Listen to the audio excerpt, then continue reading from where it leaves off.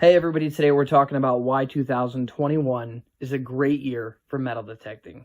So, obviously being in a historic drought, it's not good for anybody really, but if you're going to be metal detecting, there isn't a better time.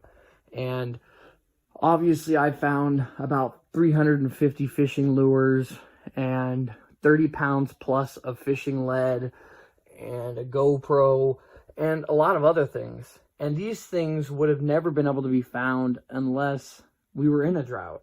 And there's also 7 other states that are near California that are in a mega drought. And it's, like I said again, it's not a great thing. It's a horrible thing. But we are getting some rain here, about 6 to 7 inches. It looks like in our area alone, which I think will go through the Sacramento area as well in the Central Valley. So it's good. And even after that rain comes, I still think it'll be a really, really good time in California to be metal detecting. Some of the beaches at some of the lakes, obviously being lower, just you have access to people who have lost fishing poles. Some of these can be quite expensive depending on what kind of tackle they were using. But overall, you have access to places that were potentially flooded over and are stuck under lakes. I know Lake Comanche has Lancha Blana, which is a town from, I believe, 1840 to 1852. I think they were there, and don't quote me on that.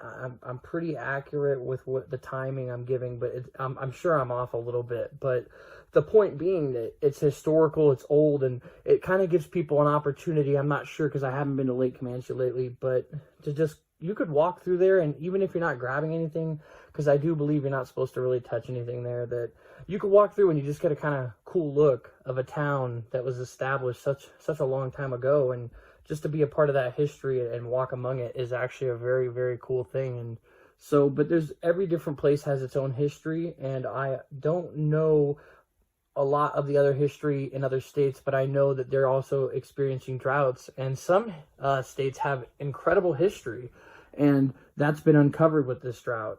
So it's really cool. Even if you don't metal detect, you could spend some time just looking into the history of what's been either flooded over in your local areas, and you could find places to go look for stuff or just explore. And I think that those are cool things that won't, we're going to eventually get some rain here and a big snow pack, and we won't have the opportunity to look at those potentially for the next 50 years, these things that are becoming visible with the drought. So, but yeah, so 2021, I found lots of stuff, and these things have been underwater. I know Lake Party, I've spent some good amount of time there, and the last time they had a drought like this was 8 years ago, and this time it's actually worse because it's so early on and they're already letting out so much water. But it just shows you 8 years of just different things happening. And the GoPro that I found actually was underwater for 6 years, so you can find lots of stuff. And it might not be fishing related, it might not be electronic related, it could be coin related. I think that through time, people have been on different adventures, or I guess expeditions, depending on what year we're talking about, and they obviously had coins in their pockets, maybe a button fell off their shirt, whatever it is. If you're into history and if you're into finding unique things, these things are available possibly now with the water being so low, because the same rivers that we swim in or enjoy exploring, and the same lakes, some of them anyway, because some of them have been dammed up and made into actual man-made lakes, but some of these places have actually been there in the past for them to either swim in, to bathe in, and to enjoy the way we enjoy them today. So it would create opportunity to find things that they may have lost. And I know for sure the Highway 50 river is usually always pretty flowing, and right now it's pretty low, so you might be able to find a couple cool pockets. Unfortunately right now, because of the Calder fire though, we're not really allowed in that area, but that kind of takes away that opportunity, which is unfortunate because I live pretty close to there, and that's something I've wanted to check out. As far as Wright's Lake, I mean, there's a lot of history up there too.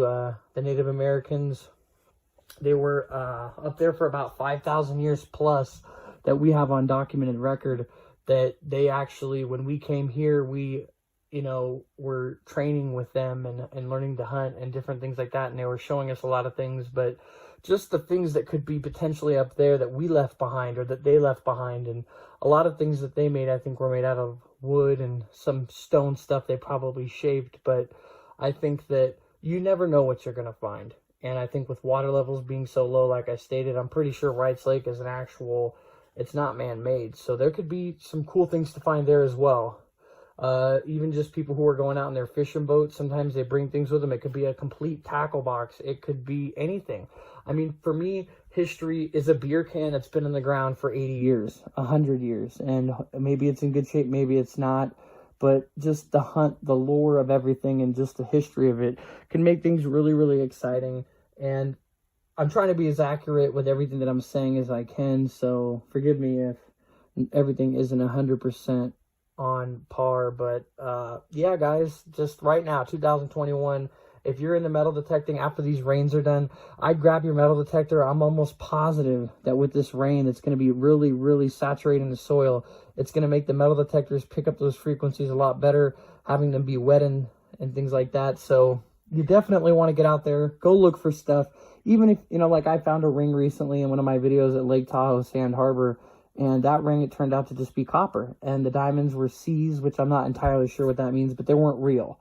But it's still a cool find all in itself. And I think that when you're out there metal detecting and you can find something and you know that you hunted it, obviously, you go to Claire's at the mall and you get a ring, and that's not special at all, really, obviously. But when you find something in the ground and you're just like, I'm bringing history back to life, or I'm bringing something to life, and there's a story behind everything that you find, whether it's a beer can, whether it's a nail, whatever you're finding, even a piece of rotten wire or a nail that's broken in half, everything has a story, and it was used in a place and time. And I think that's what makes history so cool. And we always want to know why. How did this get here? And I think that's why metal detecting is really cool, because it combines history with adventure and just being outdoors and kind of recreating something in your mind. And it's an exciting thing. So that's why I think 2021 is one of the best times to be metal detecting, guys. So when this storm's over, it's going to be about a 7-day, 10-day storm. When it's over, I definitely recommend grabbing your metal detector and seeing what you can find. So thanks for watching the video. I hope you guys enjoyed it. Stay tuned for more.